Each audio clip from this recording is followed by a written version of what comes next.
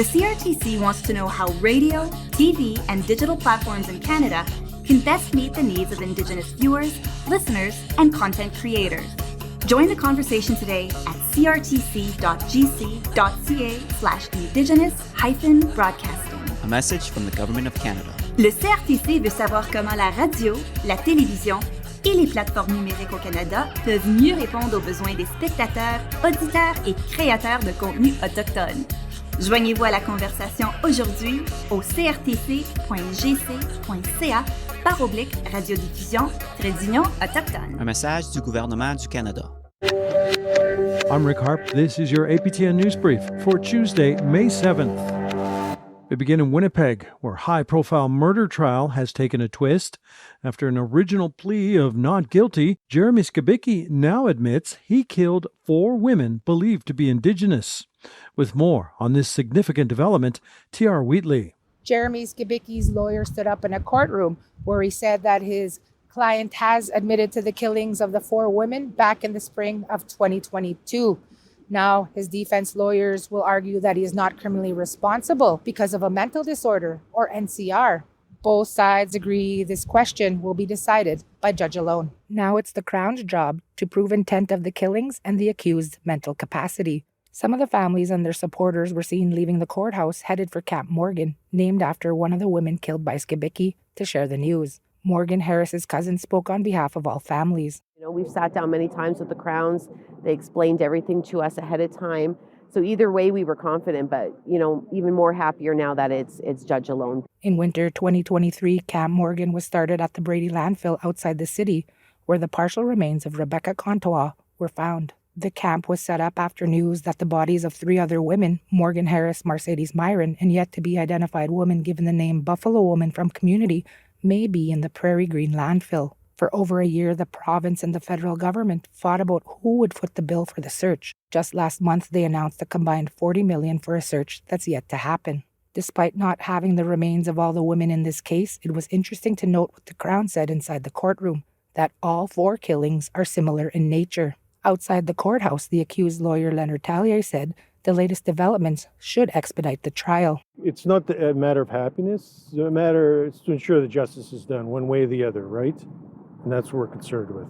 During pre-trial proceedings, the accused's defense tried 2 separate times to change this to a judge-alone trial, but Judge Glenn Joyal rejected both motions. Crown prosecutors say a jury is no longer needed because of the complexity of the NCR defense, and Skibicki has admitted killing the 4 women. Something family are grateful for because they say they no longer have to sit through a trial full of witness testimony and gruesome details. My nieces, the rest of us, are happy we're not going to have to be put through that. The trial will continue on May 8th. The judge has asked for the jury to come in on that morning so that he could thank them for their commitment and dismiss them. T.R. Wheatley, APTN National News, Winnipeg. Still in Winnipeg, where an estimated 1,000 people came out for the 4th annual MMIWG2S Walk for Justice. Held on May 5th, or Red Dress Day, at the Forks, the gathering was said to be the largest ever. Sav Jonesa reports. As singers called out the names of missing and murdered Indigenous people, supporters danced in a circle while holding hands with strangers. But though the crowd of roughly 1,000 people might not all know each other, many share a similar story of a loved one gone too soon with no answers. Lindsay Chartier says it's a blessing to be around community, even if the circumstances are sad. Every year it keeps growing, and us as Indigenous people need to unite and be kind towards each other and have more love and compassion. And it's so beautiful. Why wouldn't you want to be here? Winnipeg's 4th annual MMIWG2S Walk for Justice is taking place during what some may call a pivotal moment for the MMIWG2S movement. Just days prior, the governments of Canada and Manitoba announced a partnership to create what they call a Red Dress Alert. The pilot project will notify Manitobans when an Indigenous woman, girl, or Two-Spirit person goes missing. It's good news to filmmaker and MMIW survivor Jody Lee Pacey. Finally, I think finally it's about time. Pacey says there's still more to be done for those living with trauma. There should be more supports for survivors. Therapy groups, like support groups, like specifically. Last week began the trial of an alleged serial killer who is charged in the deaths of 4 Indigenous women. Mercedes Myron is one of the few whose remains are believed to lay in a landfill just north of Winnipeg. Myron's sister, Jordan, co-organized the event. This next month is going to be extremely hard for me and my family, as well as the other families. So to have all the support is just amazing. And I love that how many people come out time and time again to support us. It's very great. Chartier says the event is a great place for the community to share their voices of sorrow and hope for justice. There's a lot of people that don't get justice. They don't find their missing ones. And I hope they're able to get through coming to things like this. Sav Jonesa, APTN National News, Winnipeg. Still with Red Dress events, Indigenous students hosted theirs at a Halifax university. Among the main speakers, the daughter of Anime Akwash. Angel Moore has that story. Red dresses marked the May 5th event. Student and artist Peggy Fair handed out miniature versions to the crowd. She is from the Degodi Dechadin First Nation in the Northwest Territories. I made little felt dresses to represent the missing and murdered Indigenous women and girls, and so that we can all keep it close to our heart. The Indigenous Student Center team at Mount St. Vincent University hosted the event. Denise Picto-Maloney spoke to about 30 people who attended. Maloney is an activist. We're tired of trying to fight for our basic, inherent right to survive. Maloney is the daughter of Annie Mae Pictou Akwash. Akwash was murdered in South Dakota in 1975 by members of the American Indian Movement. The high-profile case was one of many that led to the MMIWG report and calls to justice. Maloney says 5 years later, after the report, the calls to justice are still not implemented.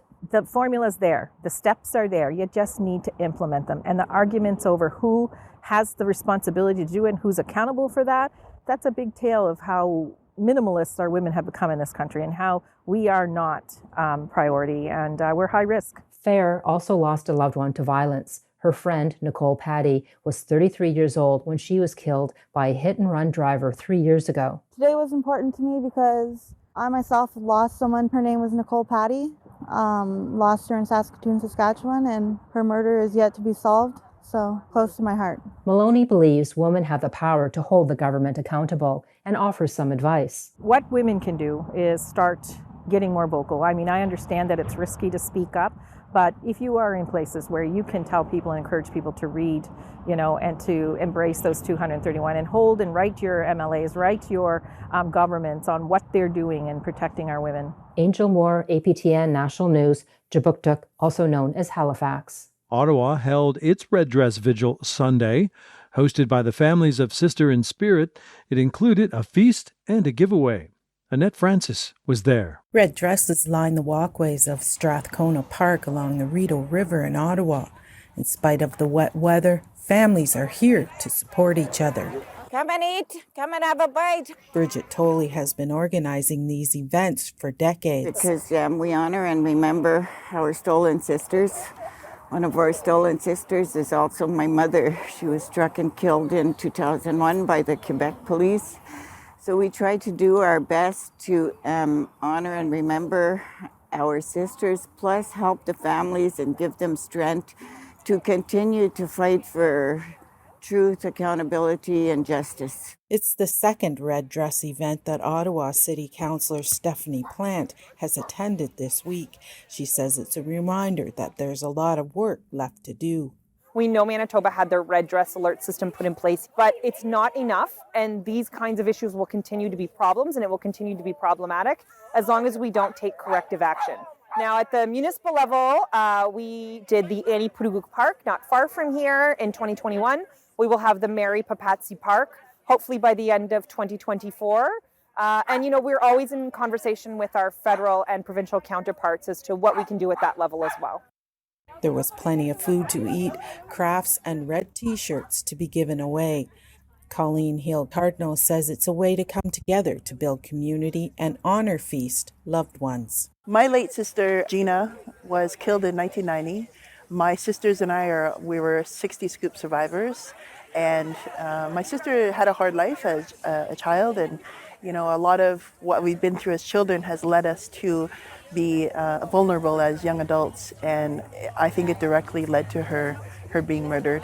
Annette Francis, APTN National News, Ottawa. And finally, the Manitoba government marked Sunday's Red Dress Day with news of a $15 million endowment fund to support MMIWG 2S+ families. To be run by the Winnipeg Foundation, funds from that endowment will go towards families' access to services, care, and supports.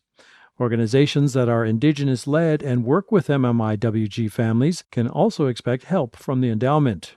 Manitoba Families Minister Nahanni Fontaine says the goal is to see it grow to $50 million with donations from the public, businesses, and corporate entities. The initial investment is expected to generate up to $750,000 per year to be paid out in grants. Minister Fontaine. The range of supports that families need vary. Some family members want to be able to go to school. So they need, maybe monies for books or tuition or daycare, whatever it is. So it's a wide range of supports that this endowment fund will be able to support. And that's your APTN News Brief for Tuesday, May 7th. I'm Rick Harp.